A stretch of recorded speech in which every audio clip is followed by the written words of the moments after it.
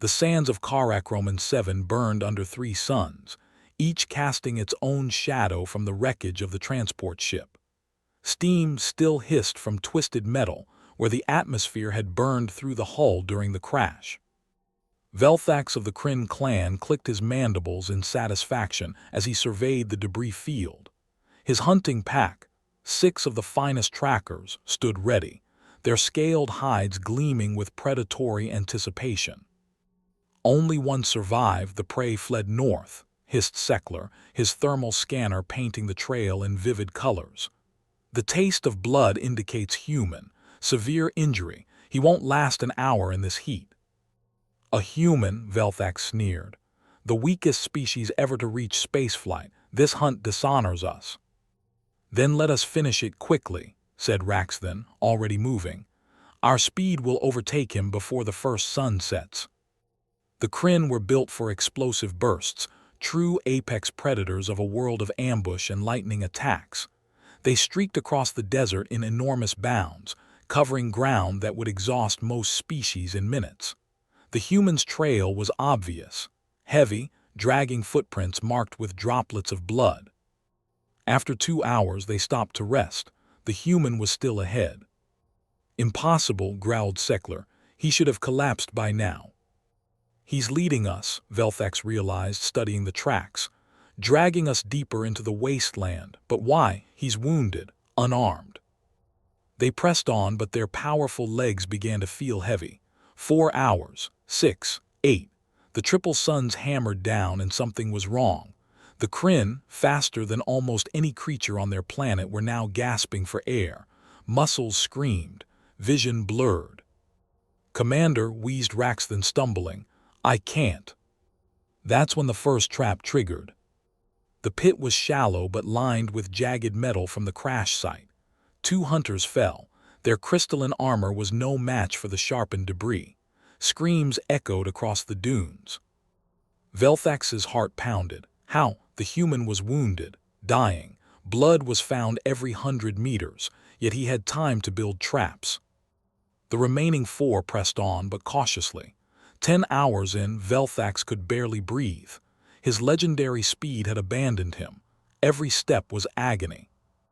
Another trap, a tripwire attached to a precariously balanced stone, snapped, crushing Cormorants before anyone could react. This isn't possible, screamed Sekler.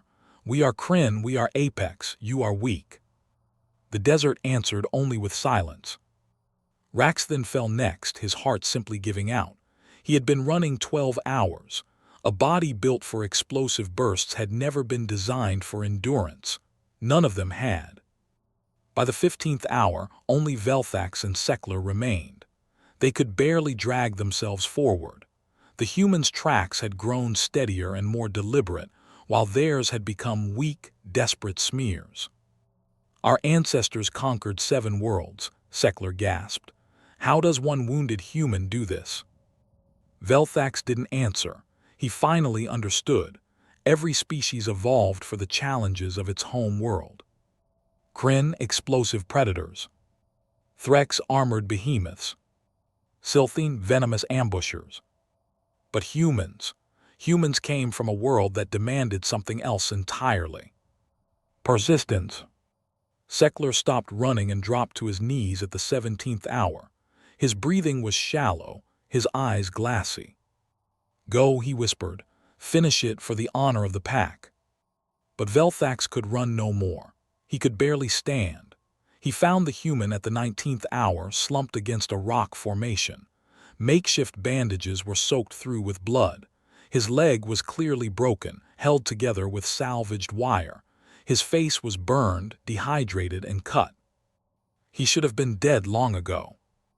Yet his eyes were sharp as Velthax stumbled into view. For a long moment, the 2 predators simply stared at each other. Velthax raised his blade. It trembled in his grip. Do it, the human rasped. You've earned it. But Velthax lowered the weapon and collapsed beside him, gasping. How? He finally asked. We are faster, stronger, superior in every way. How did you? The human laughed, dry and painful. Ever hear of persistence hunting? My ancestors on Earth chased animals until they literally collapsed from exhaustion. Hours, sometimes days. We're not fast, not strong, but we can keep going when everything else stops. You killed my entire pack, Velthax said. There was no anger, only awe. Wounded, alone, in a hostile environment. Just wanted to live, the human rasped. Name's Marcus. Velthax clicked his mandibles in respect. Velthax. He activated an emergency beacon and pulled out a medical injector, pressing it to Marcus's neck. The human blinked in surprise. "What are you doing?" Velthax said quietly.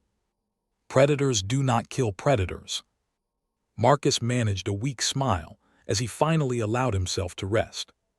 3 months later, a warning spread through nearby systems. Human space was designated restricted. Their species was reclassified from Category 7, minimal threat, to Category 1, apex predator. The reasoning was simple. If one wounded human could eliminate a Kryn hunting pack through endurance and cunning alone, what could billions do?